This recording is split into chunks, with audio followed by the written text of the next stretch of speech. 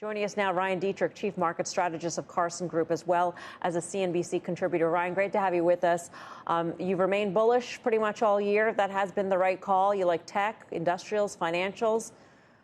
Tech seems to be working. You know, in pre-market, I noticed that a couple of big standouts are the memory names. Seagate and Western Digital are up by more than 3% pre-market. Can the hot pockets within tech, Ryan, in your view, continue?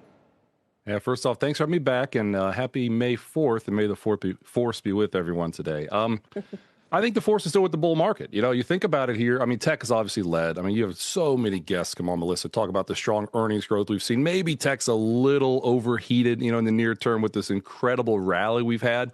I think the big question, though, is, you know, can the bull continue? And we think it can. Just, I think an interesting way to look at this, when you're up 5% for the year going into May, like we were this year, it's kind of rare. It's a good start to a year. The rest of the year has been higher 23 out of 25 times. And one more on that. When you look at the best Aprils ever, obviously we had the second best ever. Looking at the 10 best Aprils ever, May was higher 9 to 10 times after a really strong April. And this whole sell in May go away. I know lots of people talk about this. Hadn't worked lately. You're usually really strong. So we think it's still bull market. We still like tech, maybe a little overheated in the near term, but a year from now, it's still going to be leading. We would need financials to snap out of it, wouldn't we? We would. I mean, listen, we have had a rally with financials lagging, and you're exactly right. You know, small cap financials done a lot better than large cap, for whatever that's worth. It's important to point out. You know, we think, you know, the cyclicals in general going forward here, your financials, industrials, technology, like we said at the start, there are areas we do like. Maybe the baton gets, I mean, listen, the lifeblood of a bull market is rotation. I mean, tech has clearly taken back that baton in a big way. Wouldn't be shocked at all if financials took back the baton. I mean, they had really strong earnings, and I love the discussion you had about movies there before I came on. I mean, the consumer, right? I mean, look at the consumer. One of the areas we've been bullish, yes. I think one of the areas Carson's been a little different. We think the labor market's in much better shape than most people give it credit for. ADP's been pretty solid. Unemployment's been low. You know, there are positives in the labor market, in our opinion. If the labor market comes back, that's another positive development for the economy in general. It's probably going to help financials overall.